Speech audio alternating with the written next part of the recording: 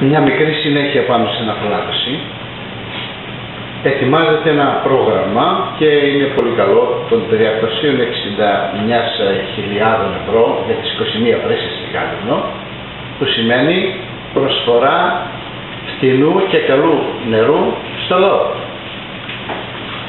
Αυτό όμως δεν συμβιβάζεται με το να λέτε ότι αντί να πληρώνετε το εφιαλωμένο, να πληρώνετε τα ίδια λεφτά, ίσως και πιθανόν και λιγότερα, ανοίγοντας τη βρύση. Γιατί θα γυρίσω λοιπόν το θέμα στην εποχή που έγινε πριν 9 χρόνια παρόμοια παρουσίαση του ζητήματος στις τεχνικές υπηρεσίες. Τότε κατέληξε η όλη η συζήτηση σαν σεμινάριο που έγινε παρουσίαση από την εταιρεία, ότι η συμφέρουσα λύση, εκείνο ήταν το πνεύμα της συζήτησης, ότι θα πάει στην αυτοχρηματοδότηση, γιατί ο Δήμος δεν είχε τα απαιτούμενα λεφτά. Και κόλλησε η υπόθεση ακριβώς στην τιμή. Γιατί το 30 με 40% της απώλειας που έχουμε λόγω κακού δικτύου ίδρευσης, αυτό θα το πληρώνει ο Καλύμνιος, γιατί η εταιρεία θα πληρώνεται για το νερό που παράγει. Δεν θα πληρώνεται από το νερό που γράφουν τα ρολόγια ίδρευσης των καταναλωτών. Έχουμε λέει αυτό το τεράστιο πρόβλημα, που το δίκτυο μας είναι φοβερά προβληματικό πέραν των κομματιών δικτύου με αμίαντο. Είναι τρυπημένο να σας πω ότι μια εποχή είχε πλημμυρίσει το πηγάδι μου εμένα από απώλειες του δικτύου ίδρυυσης και νόμιζα ότι βρήκα χρυσορυχείο και ήταν το νερό του δικτύου και μου έκαψε όλο το μισοπερβόλι. Λοιπόν, εν πάση περιπτώσει, όλα αυτά τα προβλήματα μεταφράζονται σε επιβάρυνση των καταναλωτών. Και τώρα, από τη μια λέμε 21 βρύσες, θα πάμε μια χαρά, και από την άλλη κουβεντιάζουμε ότι μπορεί και να αυξηθεί η τιμή. Πιστεύω ότι αυτό που εκφράζει περισσότερο το λαό είναι 21 βρύσες.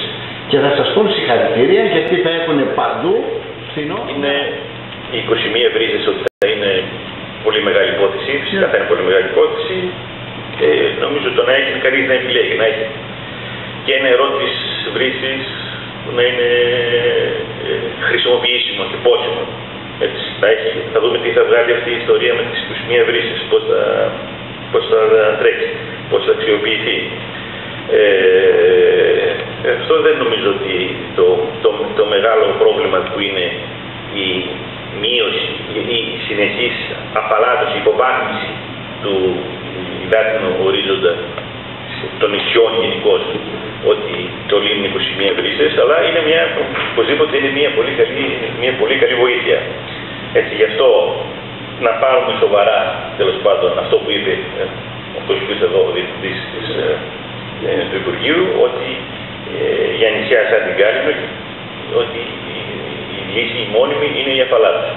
Τέλος πάντων, δεν είμαστε ειδικοί, ούτως ή άλλως, ούτε εγώ ούτε εσύ, να τα κρίνουμε. Όχι, το είπα αυτό γιατί τότε είχαν βάλει όρο οι εταιρείες ότι έτσι και αναλάβουμε εμείς το νερό, πέραν του 30-40% που θα τα βιώνουν οι καταναλωτές, κλείνουν και βρύσες.